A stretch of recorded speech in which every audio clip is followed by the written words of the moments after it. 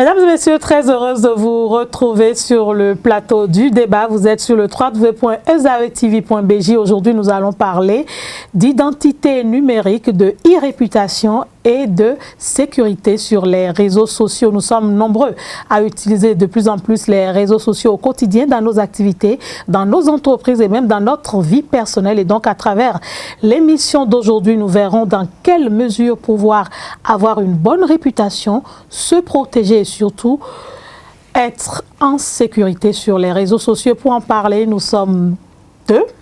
Je suis avec une belle dame, une journaliste, elle est blogueuse. Elle s'appelle Ganiat Bello et je sais que vous la connaissez déjà. Madame Bello, bonjour. Bonjour à vous, Madame Sena Léa Glago. Bonjour, amis et téléspectateurs, internautes qui suivent tout le temps EzaETV. Merci donc de saluer nos internautes. C'est vrai que ça fait bizarre des fois, hein, quand on dit téléspectateurs, après on dit internautes. On est souvent habitués, téléspectateurs, bon, internautes quand même, ou nos téléspectateurs internautes. On va faire le préalable comme ça. On va donc parler d'abord, dans un premier temps, d'identité numérique. Ganiat Bello, on sait que vous êtes blogueuse, vous êtes très active sur les réseaux sociaux, même si c'est sur des questions pointilleuses. Et donc, avec vous, on va parler d'identité numérique dans un premier temps. Qu'est-ce qu'on entend par identité numérique? Alors, merci à vous, Madame Léa Glago. Merci aussi aux responsables des EzaETV qui ont accepté que cette émission se déroule sur leur web TV. Avant de répondre à votre question, Léa Glago, il est important qu'on donne certains chiffres, qu'on fasse un certain point afin de comprendre un peu mieux la thématique que nous sommes en train d'aborder sur ce plateau. Pour commencer, il faut dire que nous sommes plus de 7,500 milliards d'êtres humains dans le monde et plus de 4,300 milliards d'utilisateurs d'Internet. Nous sommes aussi plus de 3,400 milliards à utiliser les réseaux sociaux. Quand on parle de réseaux sociaux, on parle de Facebook, Twitter, WhatsApp, etc. Il y en a une bonne centaine. Et nous sommes plus de 3,2 milliards à utiliser les réseaux sociaux sur nos téléphones portables. Ces chiffres, je le précise, datent de 2008.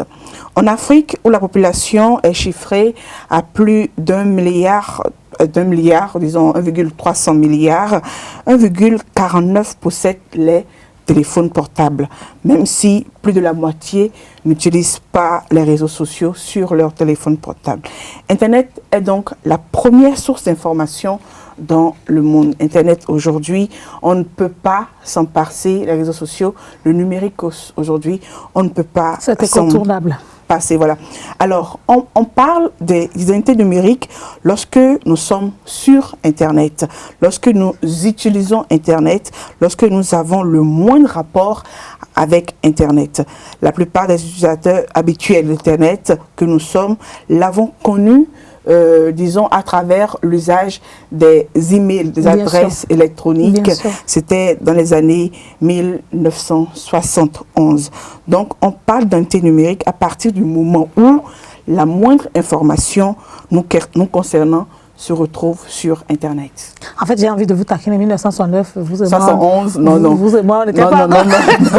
On la connaît bien plus tard. Non, on ne fait aucun programme sur nous, en fait. Donc, on la connaît bien plus tard, dans les années 2000, 1990, 2000, par là. Moi, j'ai eu ma boîte électronique après le baccalauréat, après 2006. Donc, vous voyez. Non, ça, c'est pour dire que c'était juste des informations que vous avez glanées pour mieux étayer nos internautes. Exactement. Je vais peut-être voir si j'ai bien gardé quelques chiffres. 7,500 milliards d'êtres vivants dans le monde, 4,300 milliards d'utilisateurs Internet, 3,400 milliards d'utilisateurs des réseaux sociaux et 3,2 milliards utilisent le téléphone portable, les réseaux sociaux sur leur téléphone portable. Vous l'avez bien dit. Je suis une bonne étudiante. Et donc, l'identité numérique, c'est quoi? C'est quoi? C'est l'ensemble des informations et des données qui se rapportent à un internaute, à un usager d'Internet. C'est comme ça qu'on peut définir l'identité numérique. On peut aussi parler de l'image que l'on peut se faire d'une personne, d'un groupe, d'une structure, d'une organisation, à partir de l'information numérisée que cette personne ou que cette structure, cette organisation met sur Internet à son sujet. D'accord. J'aime aller de façon pointilleuse, tatilleuse. Je suis Senale Aglago. Exactement. À l'état civil, quand on prend ma carte d'identité ou mes documents administratifs, on sait que je suis Senale Aglago. Exactement. Parce que j'ai une carte d'identité, il y a mon date de naissance, mon lieu de naissance, d'où je viens, la nationalité et tout ça. Ça, c'est mon identité naturelle ou civile. Exactement. Civile. Exactement. Mais quand je suis sur Internet, mon identité numérique. C'est toute cette information que j'ai reversée sur mon Internet. compte Internet, Facebook, email, tout ce que je veux, c'est ça? Exactement. D'accord. Donc, tout le monde qui se retrouve sur Internet a forcément une identité numérique. Exactement. Voulu ou pas, hein? Voulu ou pas. Puisqu'on demande des renseignements que nous donnons forcément avant d'utiliser ces applications-là. Même nous qui utilisons, ceux qui utilisent les emails et consorts, il y a des informations qu'ils mettent déjà à disposition sur Internet. Utiliser déjà l'application Yahoo, Gmail et autres.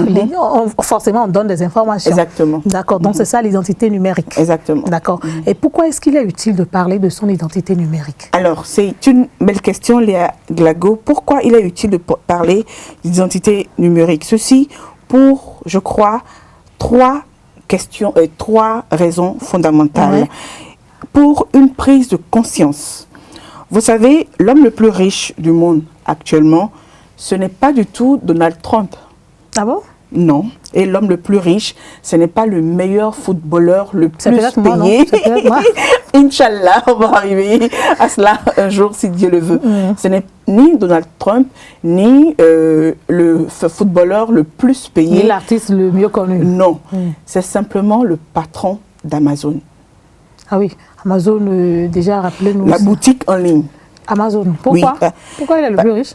Exactement, parce qu'il utilise Internet pour vendre.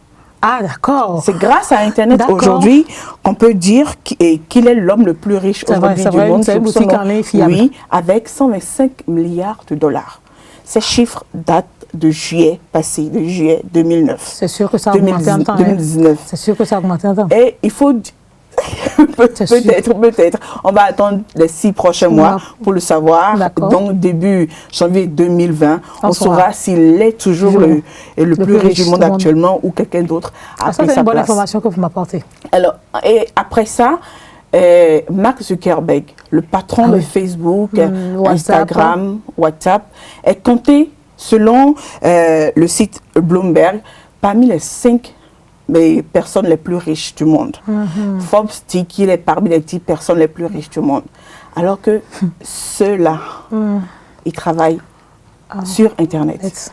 Ce sont des techniciens qui ont créé des réseaux sociaux, qui ont créé des applications, des services numériques et gagnent leur vie à travers ça. C'est pour dire qu'il faut que nous arrêtons de prendre Internet sur les réseaux sociaux pour des lieux de divertissement. Exactement. Il faut que nous prenions conscience que ce sont des outils, des canaux qui peuvent nous permettre et qui nous permettent nous-mêmes de nous enrichir, de nous valoriser, quel que soit notre secteur d'activité. Exactement. La deuxième raison, c'est une raison de formation, d'adaptation et de dynamique.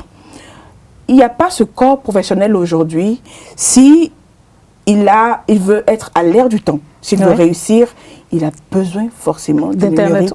D'Internet. Il a besoin d'utiliser les réseaux sociaux. Sinon, il n'existe même pas. Exactement. Il y a des docteurs qui ont exercé il y a 20 ans, 25 ans, qui aujourd'hui estiment que ces nouveaux moyens de soigner un malade, de guérir un malade, de faire une opération, ils ne peuvent pas l'utiliser parce qu'ils n'ont pas actualisé leurs connaissances. Alors qu'aujourd'hui, il n'y a pas cette école-là en Europe ou ailleurs en Afrique qui n'utilise pas Internet, les nouvelles technologies dans le domaine de la santé pour traiter un malade, même à distance. Madame Léa Glago, la troisième raison, c'est pour des raisons de sécurité et de protection. Lorsque nous sommes sur les réseaux sociaux, nous communiquons consciemment ou inconsciemment des informations nous concernant, nous appartenant à d'autres utilisateurs, à des techniciens ou à des propriétaires des outils que nous utilisons. Alors, nous devons donc essayer d'être moins ignorants de l'usage que les autres font de nos données, de ce que nous reversons sur Internet. Est-il utile que je parle de ça ou que je mette mon slip pardonnez-moi l'exemple, Ouais. sur Internet, où Que je mette est-il tout, utile tout, tout. toute ma vie, là, réelle, sur Internet. Si je la mets sur Internet, je sais à quoi je m'expose. Ce sont quelques-unes des raisons pour lesquelles il est important aujourd'hui de parler de la relation entre nous et les réseaux sociaux. Non, vous ne dites rien de grave encore, hein, parce que nous avons reçu il n'y a pas longtemps ici sur ce même plateau la CNIL, APDP, l'autorité de protection des données personnelles, qui nous a dit qu'il ne faut pas tout mettre sur les réseaux sociaux parce que oui, c'est vrai, il y a des informations que vous ne pouvez pas dire votre nom, mais vous ne devrez pas non plus aller dire où vous habitez, donner toute votre adresse complète. Ça met votre vie en danger puisqu'avec votre téléphone, on peut savoir où vous êtes, où vous vous retrouvez. Si l'on vous veut quelque chose, on ne l'espère pas. C'est vite arrivé que l'on vous identifie. Voilà. Donc, 3 raisons essentielles pour pouvoir avoir une identité numérique et pouvoir savoir comment utiliser Internet. C'est prendre conscience de l'importance de l'outil qu'est Internet. Exactement. Se faire former, s'adapter et être dans la même dynamique ou dans un dynamisme donné, quelle que soit votre utilisation que vous faites d'Internet. Et enfin, penser à sa sécurité et à la protection de ces données. C'est très important. Exactement. D'accord. Et donc, c'est utile de parler d'identité numérique parce que les gens vont se dire pourquoi. Là, je pense que c'est plus aux jeunes que nous parlons parce que, excusez du peu, parce que la majorité des jeunes se retrouvent sur les réseaux sociaux. C'est les jeunes qui utilisent les réseaux sociaux pour s'amuser. C'est les jeunes qui pensent que les réseaux sociaux sont devenus un outil d'amusement et de divertissement. Oui, c'est vrai, c'est un réseau social, comme le dit le nom, mais il ne faut pas tout y mettre. Et quelles sont les composantes de l'identité numérique et à quoi servent ces composantes, Madame Boulou? Alors, lorsqu'on parle des composantes de l'identité numérique, Madame Célia Liaglago, on fait généralement allusion à nos coordonnées. Bien sûr. Que nous mettons sur Internet, à nos activités, ce que nous faisons sur les réseaux sociaux, sur Internet, à nos connaissances et à notre audience. D'accord. Quand je dis coordonnées, vous l'avez déjà dit, nom, prénom, âge, sexe, exactement, si religion, je suis mariée ethnie, ou pas, si j'ai des enfants, voilà. À nos activités, qu'est-ce que je fais sur les réseaux sociaux? Je suis journaliste, je suis coiffeuse, j'ai une entreprise. Voilà, si j'ai un compte Facebook, un compte Twitter ou même si je suis une youtubeuse, qu'est-ce que je mets comme information sur ces réseaux sociaux-là? Si je parle de culture, si je parle de société, si je parle climat, environnement, droit des enfants, qu'est-ce que je mets sur ces réseaux sociaux-là? C'est cela aussi qu'on appelle composante de l'identité numérique. Nous venons aux connaissances. Qu'est-ce que je sais? Les connaissances aussi définissent les composantes de l'identité numérique. Est-ce que je suis par exemple un consultant sur Internet? Un enseignant? Voilà, il y a plusieurs consultants aujourd'hui dans des milliers de domaines qui font des cours à distance, des cours en ligne à d'autres personnes, à des entrepreneurs surtout. Donc tout ça là constitue les composantes de l'identité numérique, sans oublier l'audience. L'audience, c'est la communauté que nous avons, grâce à nos activités en ligne, nous avons pu constituer. Nous avons pu les amis. Former. Exactement, les amis, nos followers, les abonnés, ceux qui épousent vraiment les idées, les sujets que nous abordons, les photos que nous postons, pourquoi pas sur les réseaux sociaux, ceux qui aiment nous entendre, nous regarder. Ceux qui font partie de notre vie sur les réseaux sociaux. Et qui chaque fois quand nous mettons, nous voulons défendre une cause par exemple en ligne, sont là pour dire d'accord, c'est une belle cause, j'épouse cette cause-là et j'accompagne, voilà. C'est aussi ça qu'on appelle, c'est grâce à ça qu'on parle de composantes d'identité numérique. D'accord. Comment est-ce qu'on peut assurer, Ganiat Bello, une bonne gestion de son identité numérique sur l'Internet, sur les réseaux sociaux? Voilà. Comment on peut assurer une bonne gestion de son identité numérique? Il faut d'abord, avant d'assurer une bonne gestion, connaître son identité numérique et savoir l'évaluer. Un instant. Il y a des gens, oui. J'ai mon identité que je ne connais pas, c'est ça? Il y a des gens qui ne savent pas que l'identité numérique, c'est un bien précieux. Ah, d'accord. Vous voyez que ce sont des données que nous fournissons.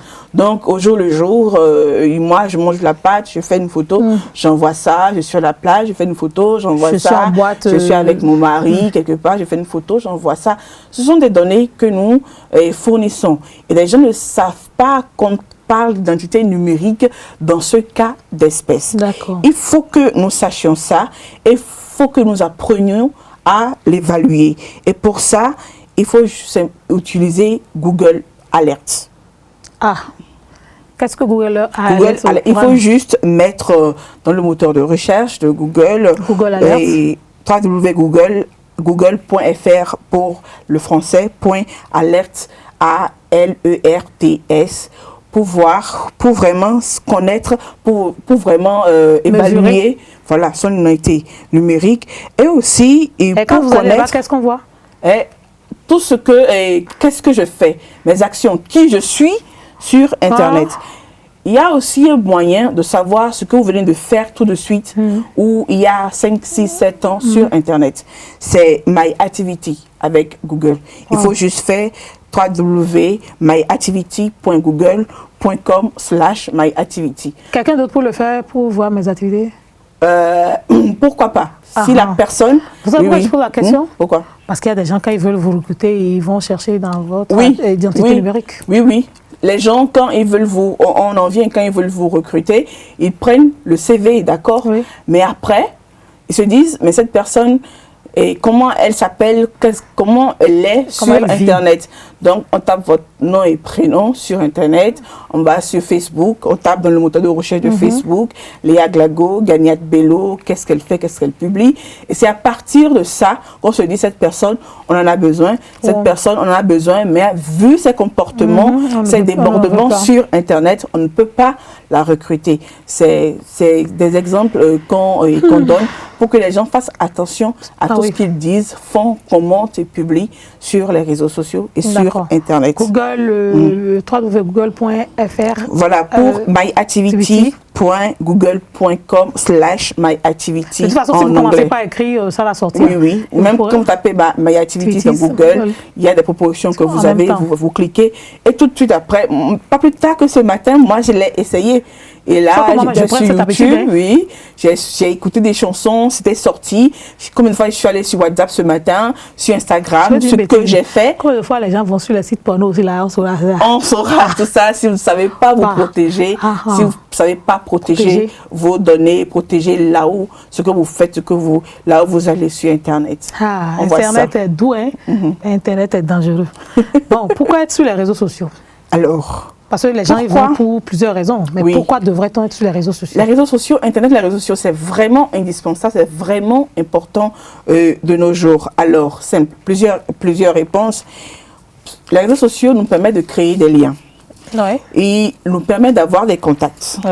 De communiquer à moindre coût. Le bel exemple, aujourd'hui, si j'ai une activité, je n'ai plus besoin de faire appel à un service de production audiovisuelle pour dire je veux un spot qui cartonne à la 3 minutes, à la 3 minutes pour faire la publicité et je vais sur une télévision pour dire... vous faites. C'est une télévision, je paye 500 000 pour dire diffusez-moi 3 fois cette publicité afin que les gens sachent que j'ai une activité. Les gens ne font plus ça vraiment aujourd'hui. Même quand ils font ça, ils prennent le spot publicitaire, ils l'envoient sur Internet et sur les réseaux sociaux, ils font ce qu'on appelle sponsoriser. Ils sponsorisent la publicité pour que plusieurs personnes aient accès à l'information et si elles veulent, voilà, adhèrent à la cause ou viennent assister, prendre part à l'activité. Il y a aussi des dizaines d'opportunités aujourd'hui qui circulent sur les réseaux sociaux. Mais pas toujours, ils ne sont pas toujours pour autant fiables. Hein. Il faut faire attention. Quand on parle de recrutement, par exemple, par jour, il y a des milliers de structures qui disent qu'elles ont besoin de tels profils pour des contrats. Ça, c'est diffusé constamment sur les réseaux sociaux, sur Internet. Donc, pourquoi être présent sur les réseaux sociaux? C'est l'une des raisons, et quelques-unes des raisons pour lesquelles. L'autre chose, nous sommes plus de 7 milliards d'individus dans le monde. Mais plus de 2 milliards des 7 milliards se retrouvent chaque jour sur Facebook. C'est important. Avant, si nous voulons avoir les coordonnées d'un ancien camarade de classe qu'on a perdu de vie à 10 ans, mon Dieu, on ne peut pas citer le nombre d'années qu'on va prendre. Mais aujourd'hui, il suffit de googliser son nom et prénom, son quartier ou l'école pour voir. C'est plus facile. Et rapidement, on trouve la personne et simplement, et on continue. Et là, c'est Facebook. Pour Twitter, il y a plus de 330 millions de personnes qui utilisent Twitter.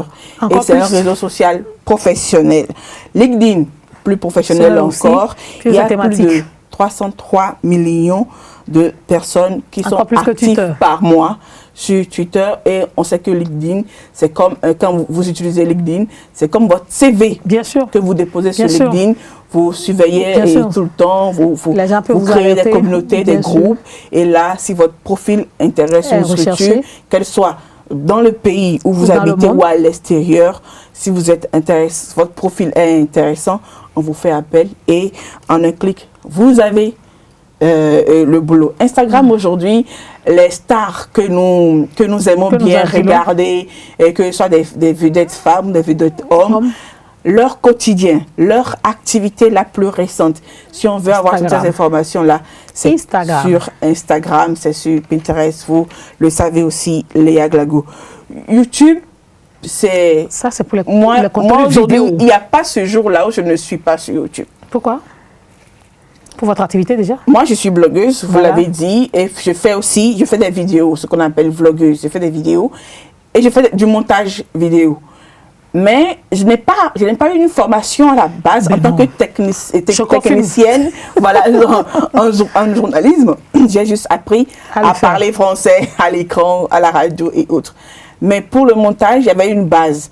Mais cette base, je l'ai renforcée grâce à des tutoriels. Sur YouTube. Sur YouTube. Chaque fois, comment faire ci, comment faire ça. Beaucoup de choses sur YouTube. Et constamment, il y a des gens qui sont de grands YouTubeurs qui font des vidéos, si vous voulez, peut-être créer une image, une jolie image. Oui, voilà ce qu'il faut faire. Comment il faut faire ça.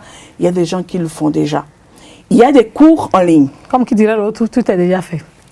Tout est déjà fait, des cours en ligne sur YouTube. Il faut juste écrire ça dans le moteur de recherche de YouTube. Avoir une idée de et vous avez des informations plus déjà que ce qu'on vous enseigne à l'école, au collège. Peut-être apporter votre créativité ou inventivité. Exactement, exactement. C'est quelques-unes des raisons pour lesquelles il faut être présent aujourd'hui. Il faut être présent et présente aujourd'hui sur Internet, sur les réseaux sociaux. Donc, c'est pas si mauvais que ça. De cela. Juste un peu de prudence. Non. Ce n'est pas. C'est pas pour vous faire peur, hein, c'est juste pour vous mettre un peu en garde, pour que vous sachiez mieux utiliser les réseaux sociaux pour vous valoriser, vos entreprises, vos activités et pourquoi pas vous enrichir comme le patron d'Amazon. C'est très important ça parce que l'argent c'est le nerf de la guerre, c'est très important pour vivre. On va aller maintenant à notre second point si vous permettez. Nous parlons là de e-réputation. C'est très important. Je suis présente ou je suis présent sur les réseaux sociaux. Quelle est ma réputation sur les réseaux sociaux? Ma réputation sur les réseaux sociaux. Et quelle relation faire entre l'identité et la réputation? Et la e-réputation. Alors, nous avons une identité numérique. C'est nous-mêmes qui la constituons grâce aux informations que nous mettons en ligne. Bien sûr. Mais notre e-réputation, donc notre réputation en ligne, ce sont les images que nous donnons. C'est notre activité. C'est l'image que l'autre a. C'est notre activité. Sur les réseaux sociaux. Exactement. La e-réputation, c'est l'autre qui vous dit votre réputation. Grâce à ce que vous avez posé comme information sur Internet. Et comment est-ce que je sais que j'ai une bonne réputation ou mauvaise? Ça dépend des commentaires outils, et autres. Voilà, il y a des outils. Si par exemple, vous êtes quelqu'un qui parle, vous êtes une femme, mais vous parlez tout le temps de football,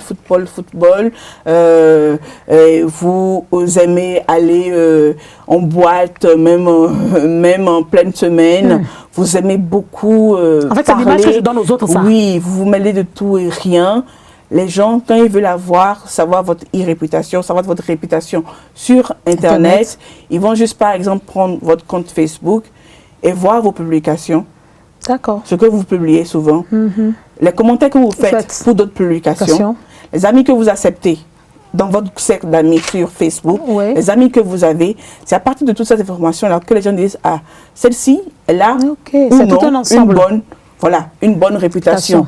Elle peut faire partie de mon cercle d'amis professionnels ou elle peut faire partie d'un groupe restreint qui bénéficie de tel ou tel service. La réputation, vous la créez en vous mettant des informations sur Internet, mais c'est les autres qui vous disent, celle-ci avec ce que je vois qu'elle met sur Internet, elle a, oui, une bonne réputation ou elle a, non, une mauvaise réputation. Alors, pour savoir la réputation que nous avons sur Internet, il y a aussi des outils. D'accord. Quels sont ces outils? Je donnerai un seul. Il faut juste écrire dans le moteur de recherche Nothing to hide. Rien à cacher. C'est genre en anglais, c'est ça? Oui, www.nothing, c'est N-O-T-H-I-N-G -6 tout c'est T-O-6 hide HIDE.fr/. Quand vous tapez ça, vous suivez les indications afin qu'on vous dise sur les réseaux sociaux quelle est votre réputation, si vous êtes une artiste, si votre profil ressort en avocat, une vedette, pour voir un peu la réputation que les gens vous donnent sur Internet. Pourquoi il est important de le savoir? On revient dessus. C'est très important d'insister. Les recruteurs, je serais peut-être légèrement méchante en disant ça, les recruteurs, ils vont prendre votre CV, votre curriculum vitae, d'accord, mais quand vous tournez le dos, ils vont mettre ça peut-être dans la poubelle et vont se dire quelle est sa réputation à lui ou à elle sur Internet et demande à ceux à qui il faut demander, cherchez-moi sa réputation afin de voir si c'est un bon produit, c'est une bonne personne que je veux utiliser, que je veux recruter. Et quand c'est une entreprise, pour voir si c'est une entreprise de confiance. Il est important d'avoir de ces informations pour connaître de sa réputation, de sa irréputation et donc la soigner. Ou plutôt si elle est mauvaise. Votre phrase là m'intéresse maintenant. Ça veut dire que tout n'est pas perdu. Non. Il y a même des informations que vous mettez sur les réseaux sociaux avec des outils, avec des procédés. Vous pouvez nettoyer, effacer des choses que vous avez publiées que vous n'aimez plus. Oui. Effectivement, ça reste toujours dans la base de données des réseaux sociaux. Au moins, les utilisateurs n'ont plus accès à ça. Si ça reste ou pas dans la base de données de ceux qui ont créé ces réseaux sociaux-là, c'est un autre débat. Au moins, vos utilisateurs, vos abonnés n'ont plus accès à ça. Et les recruteurs qui veulent en savoir sur vous n'ont pas accès à ces informations-là que vous avez nettoyées grâce à ces Heureusement que vous êtes sur le plateau pour nous donner toutes ces informations, Madame Bello. Comment est-ce qu'on peut essayer de protéger, de certifier sa réputation en ligne? Madame Glago, il faut simplement essayer de maîtriser sa communication. Sur Internet. Sur Internet. Parce que lorsque vous commencez par dire, je veux créer un compte Instagram, je veux créer un compte Snapchat, Facebook et consorts, vous entrez consciemment ou inconsciemment dans le monde de la communication. Et quand quelqu'un veut faire de la communication, il cherche à faire une bonne communication. Bien sûr. Donc, il faut apprendre à faire une bonne communication. C'est-à-dire quoi? Quand je veux faire appel aux professionnels, non? Oui, on peut, mais soi-même, il faut s'auto-éduquer, s'auto-former. Il faut se poser des questions. Ce que je veux mettre sur Internet, sur les réseaux sociaux, c'est pour quel but? C'est pour quelle finalité? Ça me rapporte quoi? Quel est l'objet de mon message? À qui il est adressé? La cible que je vise en publiant, je pense que beaucoup ne le font pas. Nous sommes très spontanés. On a vu, il faut vite voilà, un artiste tomber là tout de suite. On veut être genre le gars ou la dame qui apporte le scoop. En même temps, on filme et puis on balance sur les réseaux sociaux. On a une information que l'autre nous dit, c'est comme qui peut enflammer. Donc on ne vérifie pas l'information et puis on l'envoie sur les réseaux sociaux. C'est comme si on allume le feu sur une maison, on crée un incendie et sans vraiment le vouloir. Donc quand nous voulons publier et partager, relayer, aimer, commenter, défendre, quoi que ce soit, quel que soit le type d'information sur les réseaux sociaux surtout, il faut chercher à avoir la véracité ou l'existence de cette information-là. Il y a des infos que les gens disent et inventent. Vous dites, il y a celle-ci juste pour avoir genre les 100 000 likes, les 100 likes, les 100 000 commentaires. Exactement, pour perdre son temps. Il faut donc se poser ce type de questions-là et aussi savoir gérer la sécurité de ses comptes. On n'a pas besoin forcément d'être technicien pour le faire.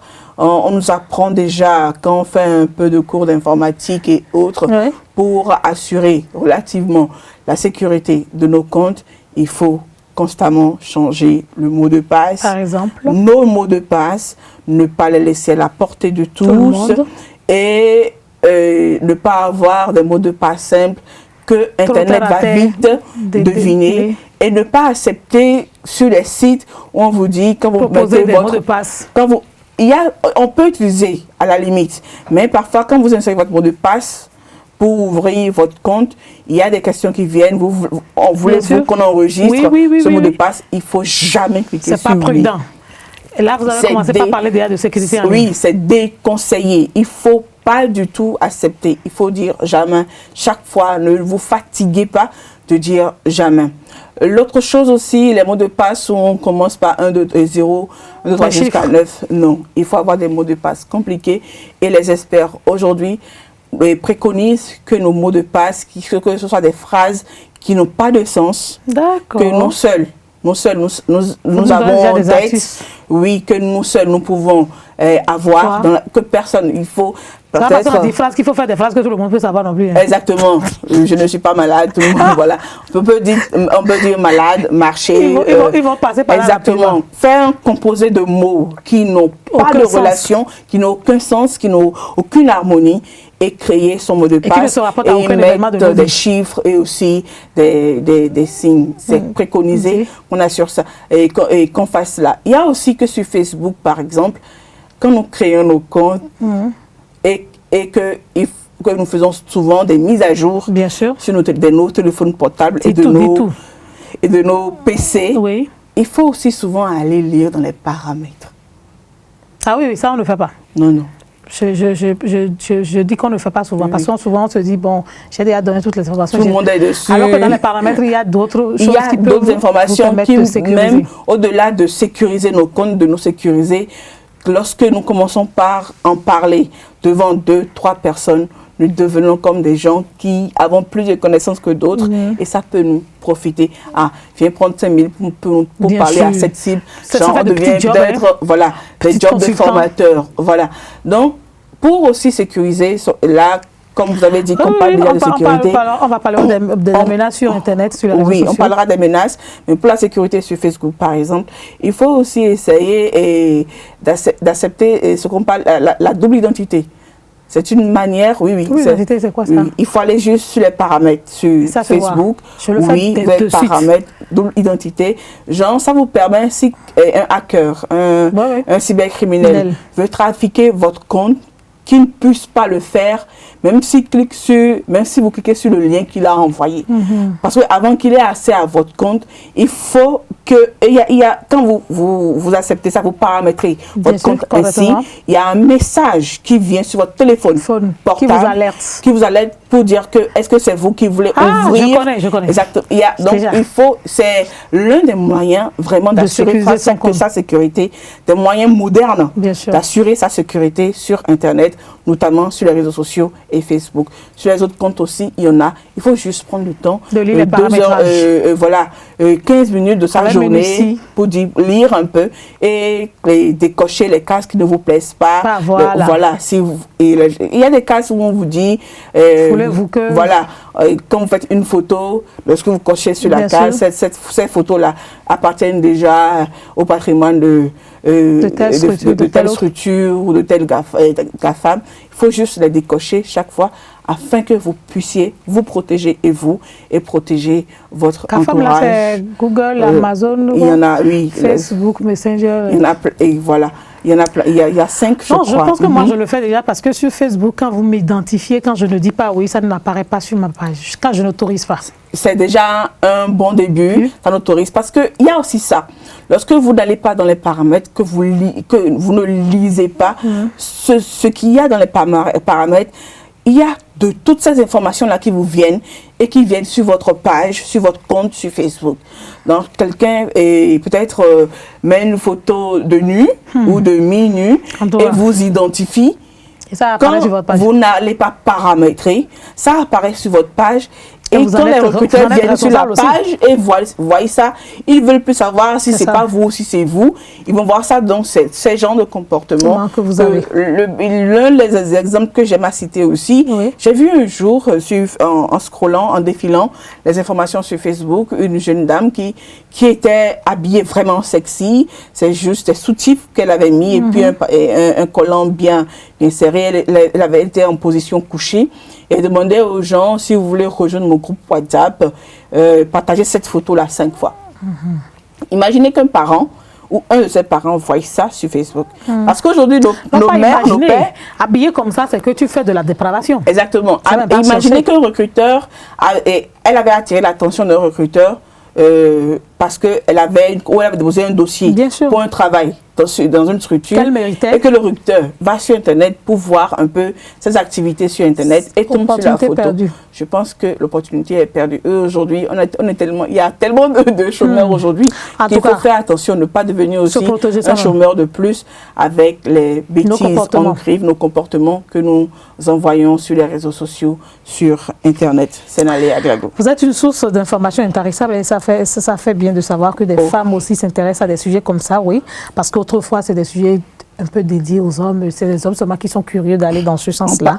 On parle de cœur souvent, on parle de... C'est ça, on parle de cuisine, de beauté.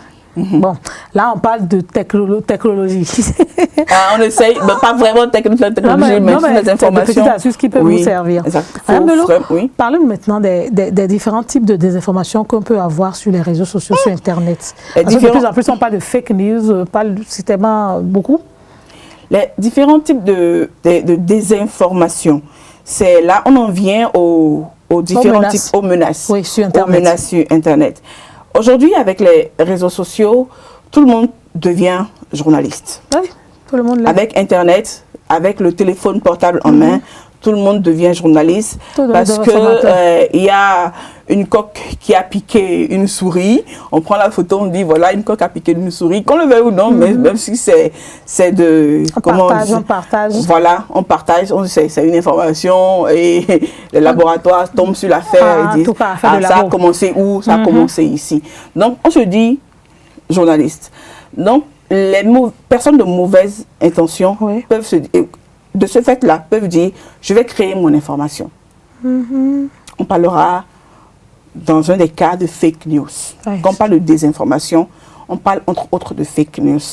C'est une information mensongère, totalement, délivrée dans le but de manipuler ou de tromper un auditoire.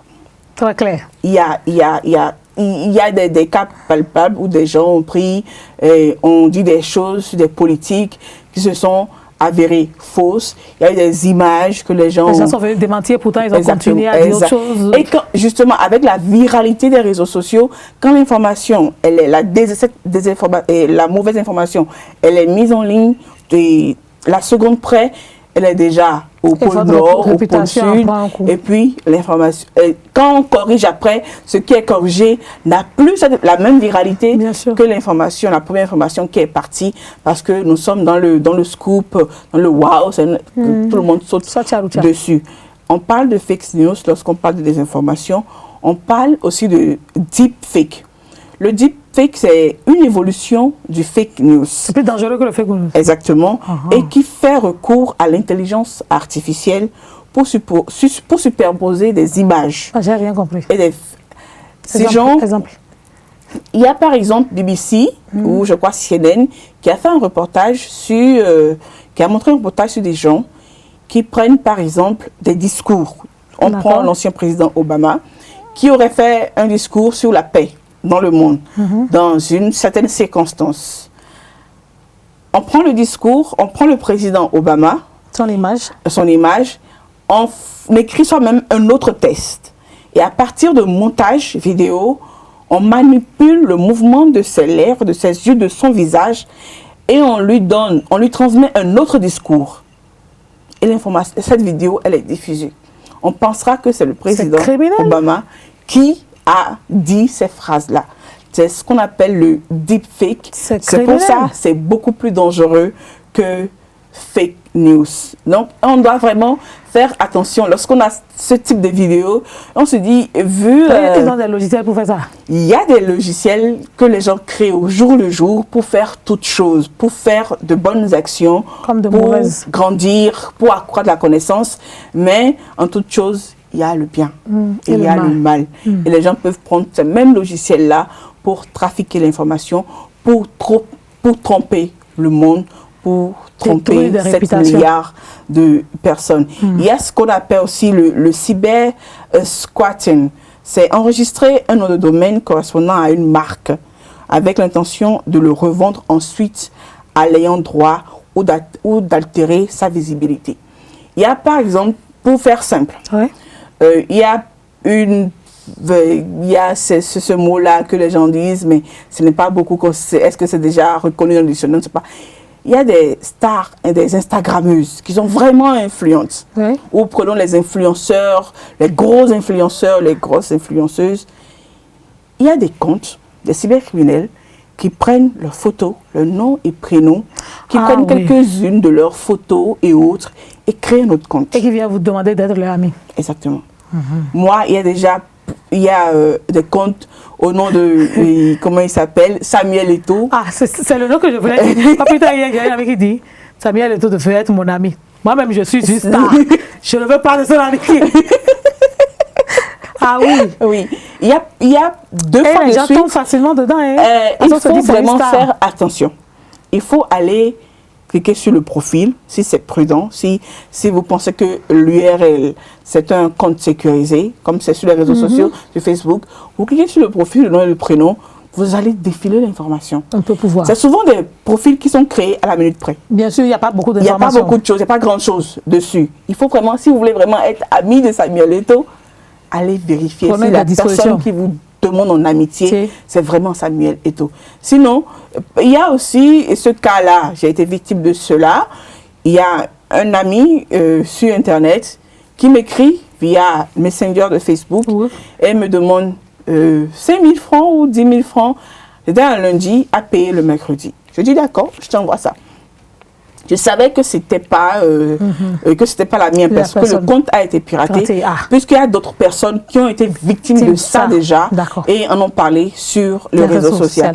Donc moi, ne voulant pas lui répondre pour ne pas tergiverser, j'ai dit d'accord, j'ai compris. Et bizarrement, cette personne-là m'envoie le numéro MTN mobile sur lequel je dois envoyer l'argent, le numéro, et puis c'est au nom d'un certain quelque chose Bello. Voilà que je m'appelle Gagnal Bello. Ça devrait, oui. Mais jusque-là, je n'ai pas été convaincue. Dans la même matinée, il y a une amie qui publie en scannant les mêmes messages et envoie sur Facebook pour dire que telle personne est en train, on a marqué le compte Facebook de telle personne. Il faut faire attention. Et là, moi-même, j'ai envoyé l'information. Mais ce qui est prudent de faire, il faut faire recours à ces personnes-là qui font de la veille sur Internet, de la veille sécurité sur Internet.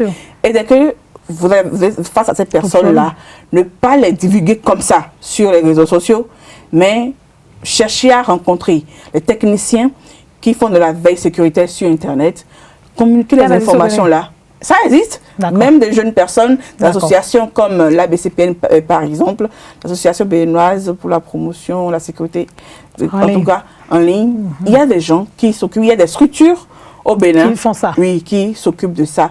Il suffit juste de donner les informations, de suivre les pistes et ces personnes-là vont être coffrées purement et simplement. Il y a aussi le plus simple, ou c'est pas forcément le plus simple, l'usurpation d'identité d'une manière ou d'une autre. Il y a aussi l'ingénierie sociale. S'il y a plusieurs types plusieurs caractéristiques de désinformation, on n'en finira pas si on veut lister le tout. Il faut simplement faire très attention lorsque on peut pas nous interdire de ne pas être sur les réseaux sociaux. C'est du siècle, ça date de notre siècle, de l'actualité, voilà. Mais il faut être prudent. Parce que lorsque nous nous faisons prendre dans ces pièges-là, il y a plusieurs impacts qui sont énumérés. Je parlerai de perte de données. je parlerai de discrédit. Bien sûr. Je parlerai de déficit d'image. Je parlerai d'arrêt de modification de production. Et je parlerai par exemple de désorganisation. Il y a des grands groupes, si vous voulez. Exactement. Il y a des grands groupes par exemple qui sont enregistrés en bourse. Lorsqu'on envoie une fausse information sur eux, en même temps, au niveau de la bourse, leur chiffre d'affaires dégringole. Bien sûr. Et c'est souvent, ou le plus souvent, la faillite. Donc, les gens pratiquent la désinformation pour nuire à l'image de personnes de grande sûreté. Donc, nous devons faire vraiment attention lorsque nous sommes sur Internet et lorsque nous utilisons les réseaux sociaux. C'est très, très important. Et là, on a parlé de Facebook, on a parlé des réseaux sociaux, on a essayé de donner quelques exemples. Qu'est-ce que je peux faire maintenant en tant qu'utilisateur pour être ne serait-ce qu'un peu en sécurité? Vous avez commencé par le dire déjà. Pour être en sécurité et protéger aussi les autres. Aujourd'hui, il y a ce qu'on appelle le signalement. C'est-à-dire? Signaler les gens. Comment on fait ça? Exactement. Comment on fait ça? Lorsque vous voyez qu'il y a un profil qui n'est pas clair, ou qu'il y a un profil vous êtes sûr que ce profil-là, c'est un profil volé. Moi, j'ai déjà eu à signaler quelqu'un qui a pris le profil d'une star pour faire ce qu'il veut. Et la star a commencé par dire, il y a cette personne-là, cette personne précisément, qui a usurpé mon identité pour créer et dire n'importe quoi sur Internet. Dites-nous comment vous avez fait. Veuillez le signaler. Il faut juste aller dans les paramètres et les données sont là. Oui, et signaler cette personne. On vous dit, est-ce que c'est une star, c'est un parent proche, ou c'est dans votre communauté, dans tel pays, ou c'est... Et on vous pose les questions, vous répondez selon les informations. Il faut prendre le temps parce que c'est pour votre sécurité. Voilà, quel type de contenu il faut signaler. Vous pouvez signaler des photos, des vidéos, si vous pensez que ces photos-là, ça vous heurte, voilà, sont compromettantes. Vous pouvez signaler des messages, des pages, des groupes, même des publicités, ou refuser que ces publicités apparaissent sur votre page. Exactement. Et pour Facebook, il y a quelques moyens pour signaler. Donnez-nous l'essentiel. C'est juste des liens sur lesquels il faut aller. C'est sur Facebook. Il faut aller sur les standards de Facebook. Par exemple, cliquez sur écrire www.facebook.com/community standard avec S à la fin. Vous allez là, vous allez voir comment les moyens de signalement d'un compte, d'une personne, d'un profil, d'un message, d'une publicité qui normalement, ça c'est de la consultation normalement.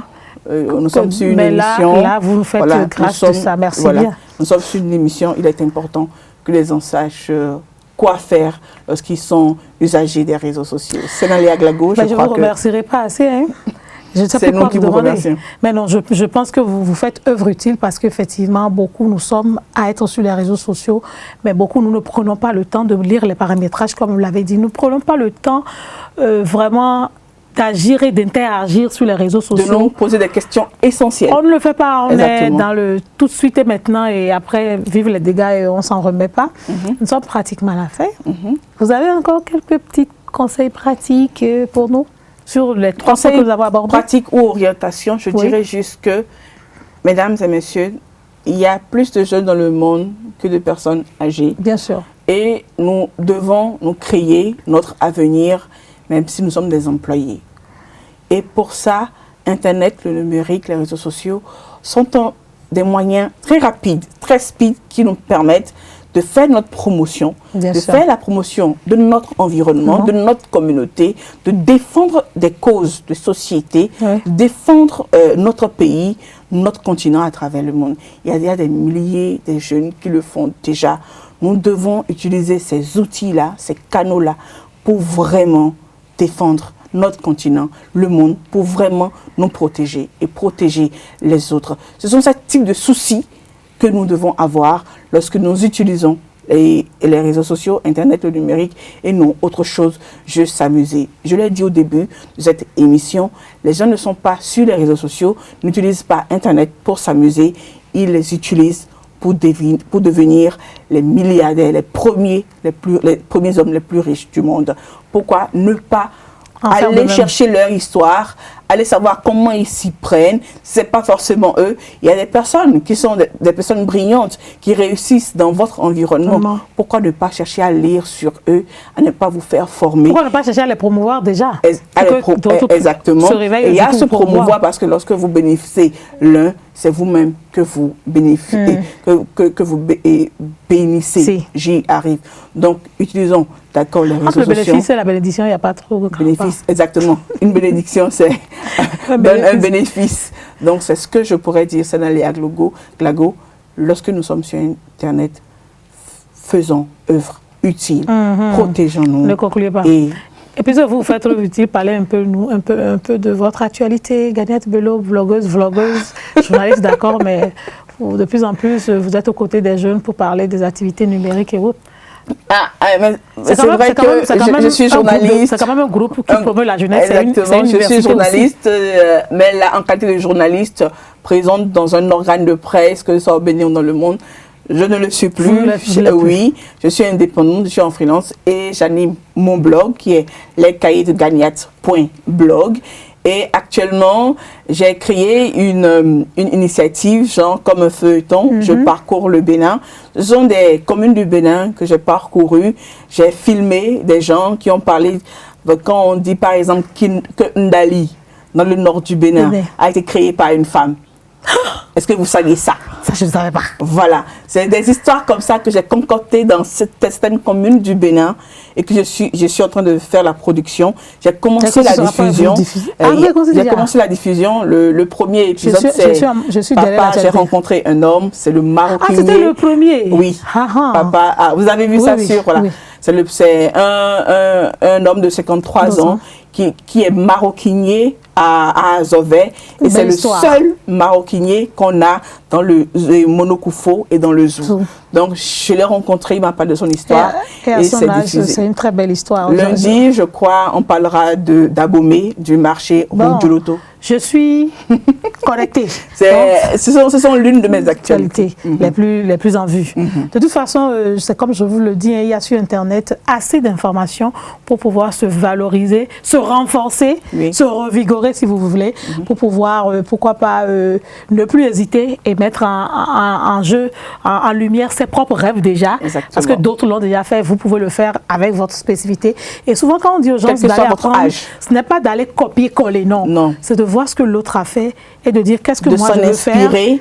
Qu'est-ce que je peux prendre de ça? Vous êtes à même de le dire mieux que moi. Exactement, de s'en inspirer, se dire qu'est-ce que j'ai comme passion, qu'est-ce qui m'intéresse et que je peux partager avec ma communauté, que je peux développer en entreprise ou en entrepreneuriat et créer une communauté autour, afin de faire une entreprise et de faire de l'argent autour de ça, simplement. Voilà, donc je pense qu'elle a tout dit. Elle le dit toujours mieux que moi. C'est vrai que moi, j'essaie, et c'est l'une des leçons que moi j'ai apprises sur les réseaux sociaux, c'est que il ne faut pas paraître sur les réseaux sociaux parce qu'on a envie de paraître. Qu'est-ce que je veux dire par là? Parce que d'autres appelleraient de l'hypocrisie. Je fais une publication juste parce que je dois faire pour montrer aux gens que moi-même je suis là et que je sais très bien que la vie est belle. Non.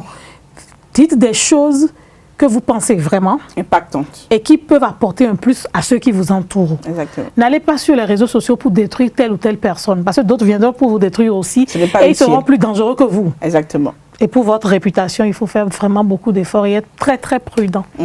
Merci. Merci à vous, Léa. De toute façon, on reste ensemble. Moi, je suis connectée sur les cahiers de Ganiat. Je sais que vous êtes connectés également sur Zahir TV.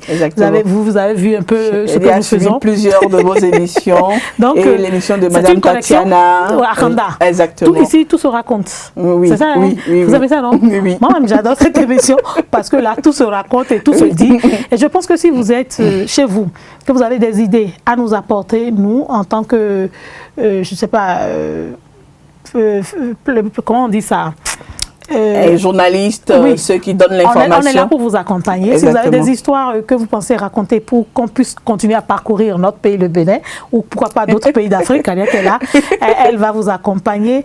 Et le www.zahirtv.bj, c'est votre maison. Venez-y quand vous voulez et faites des choses qui puissent impacter votre communauté, qui puissent impacter votre pays. Ne demandez pas ce que votre pays peut apporter pour vous, mais dites-vous que vous devez apporter quelque chose pour votre pays, pour que votre nom soit gravé à jamais dans la tête de tous ces Béninois qui viennent viendront après vous et qui auront envie d'aller plus loin que vous. Et je le dis souvent, le développement du Bénin, le développement de l'Afrique, c'est encore nous. C'est cette jeunesse-là qui grandit, qui agit et qui fera encore davantage pour développer notre continent. Mesdames et messieurs, merci d'avoir été des nôtres. Merci d'avoir suivi le débat. On se retrouve très bientôt avec beaucoup de plaisir. Merci à toute l'équipe qui nous a accompagnés. Vos commentaires et analyses, ce sera sur notre page Facebook. Le débat, ce sera également sur cette plateforme www.ebesae.bj.